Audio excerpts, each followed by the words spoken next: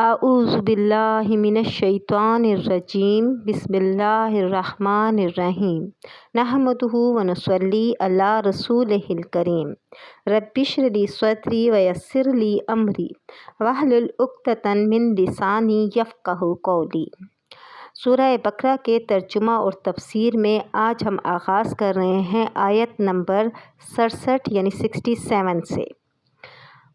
اور اذ جب قالا کہا موسیٰ نے لی قوم ہی واسطے قوم اپنی کے انا بے شک اللہ یامرکم حکم کرتا ہے تم کو ان یہ کہ تذبحوا تم ذبح کرو بقرۃ ایک بیل۔ قالوا کہا انہوں نے اتتخذنا کیا پکڑتا ہے تو ہم کو ہزوا ہنسی مذاق میں۔ قالا کہا اعوذ باللہ پناہ مانگتا ہوں میں ساتھ اللہ کے ان یہ کہ اکونا میں ہوں من الجاہلین جہلاء میں سے یا نادان بن جاؤں۔ قالوا کہا انہوں نے ادع لنا دعا کر ہمارے واسطے ربک اپنے رب سے یبین لنا بیان کرے واسطے ہمارے ما ہی کیا ہے وہ بیل۔ قالا کہا انہ بے شک یقول وہ کہتا ہے انہا بے شک وہ بقرۃ بیل لا نہ فارض بوڑھا ہو ولا اور نہ بکرۃ بچہ جوان ہے اوان ہے درمیان بینا میں ذالک اس کے فافعلوا پس کرو ما جو کچھ تؤمرون حکم کیے جاتے ہو۔ قالوا اور کہا انہوں نے لنا دعا کر واسطے ہمارے ربک رب اپنے سے یبین لنا بیان کرے واسطے ہمارے ما کیا ہے لونہا رنگ اس کا۔ قالا کہا انہ یقول بے شک وہ کہتا ہے انہا وہ بقرۃ بیل ہے صفراء زرد فاقع دبدبا سا لونہا رنگ اس کا تسر خوش کرتا ہے ناظرین دیکھنے والوں کو۔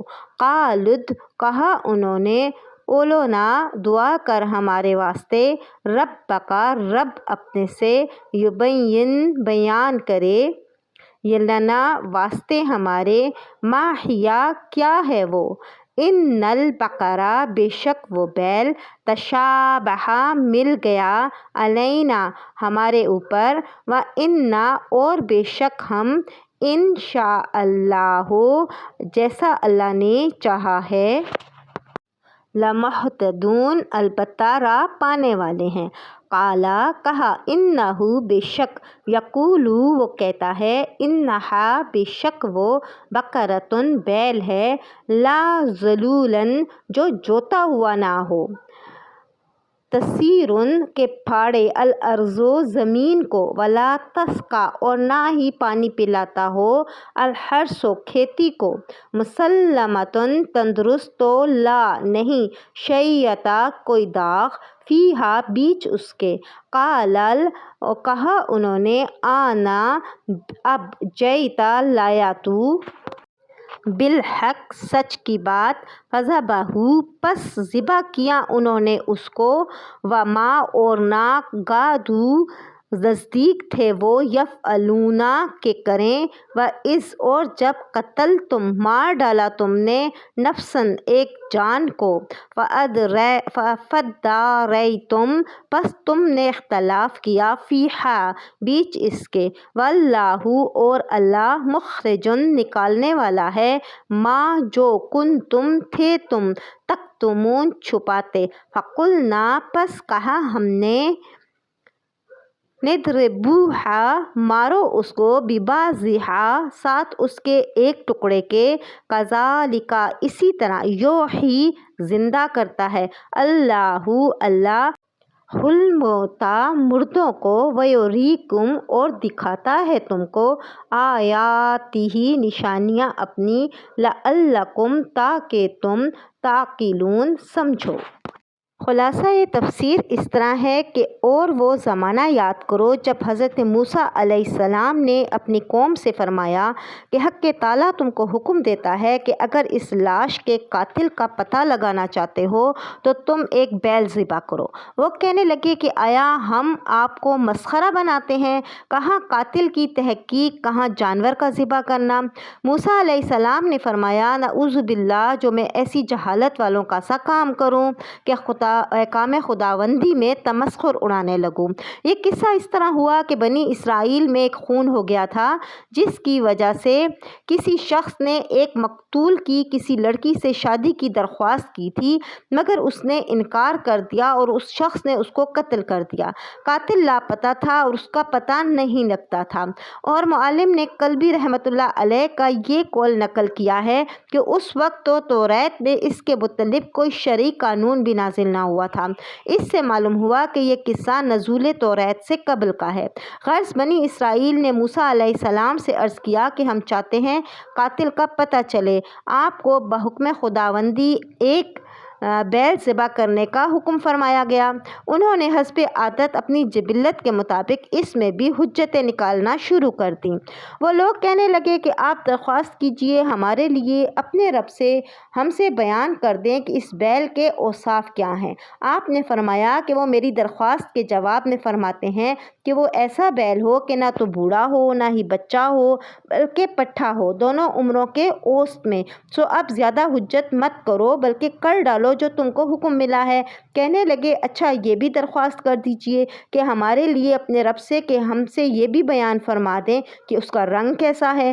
آپ نے فرمایا اس کے متعلق حق تعالیٰ یہ فرماتے ہیں کہ وہ ایک زرد رنگ کا بیل ہے جس کا رنگ تیز زرد ہو کہ ناظرین کو یعنی دیکھنے والوں کو فرحت بخش ہو۔ کہنے لگے اب کے بار اور ہماری خاطر اپنے رب سے دریافت کر لیجئے کہ ہم سے بیان کر دیں اس کے اوصاف کیا کیا ہوں گے، کیونکہ ہم تو اس بیل میں قدر اشتباہ میں ہیں کہ وہ معمولی بیل ہوگا یا کوئی عجیب و غریب جس میں تحقیق قاتل کا اثر شامل ہوگا، تو ہم ضرور انشاءاللہ اب کی بار ٹھیک سمجھ جائیں گے۔ موسیٰ علیہ السلام نے جواب دیا کہ حق تعالیٰ یوں فرماتے ہیں کہ وہ کوئی عجیب و غریب جانور نہیں ہے، یہی معمولی بیل ہے، البتہ عمدہ ہونا چاہیے کہ اوصاف مذکورہ کے ساتھ نہ تو ہل میں چلایا ہوا ہو جس سے زمین جوتی جاتی ہے، نہ ہی کنویں میں جوڑا گیا ہو جس میں کہ زراعت کی آبپاشی کی جاتی ہے، غرض ہر قسم کے عیب سے سالم ہو اور اس میں کسی طرح کا کوئی داغ بھی نہ ہو۔ یہ سن کر کہنے لگے ہاں اب آپ نے پوری اوصاف بیان فرمائی ہے۔ القصہ جانور تلاش کر کے خریدا، پھر اس کو ذبح کیا، حالانکہ بظاہر معلوم یہی ہوتا تھا کہ ان لوگوں نے یہ نہیں کرنا۔ اور وہ زمانہ بھی یاد کرو جب تم لوگوں میں سے کسی ایک آدمی کا خون کر دیا گیا، پھر اپنی برات کے لیے ایک دوسرے پر ڈالنے لگے، اور اللہ تعالیٰ کو اس امر کو ظاہر کرنا منظور تھا جس کو تم مجرم و مشتبہ لوگ مخفی رکھنا چاہتے تھے۔ اس لیے ذبح البقرہ کے بعد ہم نے حکم دیا کہ اس مقتول کی لاش کو اس بقرہ کے کوئی ٹکڑے سے چھوؤ، اور چنانچہ چھوانے سے وہ زندہ ہو گیا۔ آگے اللہ تعالیٰ بمقابلہ منکرین قیامت کے اس قصے سے استدلال اور نذیر کے طور پر فرماتے ہیں کہ اسی طرح حق تعالیٰ قیامت میں مردوں کو زندہ کر دیں گے، اور اللہ تعالیٰ اپنے نظائر قدرت تم کو دکھلاتے ہیں، اور اس توقع پر کہ تم عقل سے کام لیا کرو اور اپنی ایک نظیر سے دوسری نظیر کے انکار سے باز آؤ۔ جب اس مردے کے ساتھ یہ معاملہ کیا گیا کہ وہ زندہ ہو گیا تو اس نے قاتل کا نام بتا دیا، اور جیسے ہی قاتل کا نام بتایا اس کے فوراً بعد وہ مر گیا۔ اس جگہ صرف مقتول کا بیان اس لیے کافی سمجھا گیا کہ حضرت موسیٰ علیہ السلام کو بذریعہ وحی معلوم ہو گیا تھا کہ یہ مقتول سچ بولے گا، ورنہ صرف مقتول کے بیان سے ہی بغیر شرعی شہادت کے کسی پر قتل کا ثبوت کافی نہ ہوتا۔ یعنی اس واقعے میں بھی اللہ تعالیٰ کی حکمت و مصلحت تھی جس کی وجہ سے یہ سب کر کے بتا دیا گیا کہ اللہ تعالیٰ قیامت کے روز کس طرح سے مردوں کو زندہ کرے گا۔ صدق اللہ العلی العظیم۔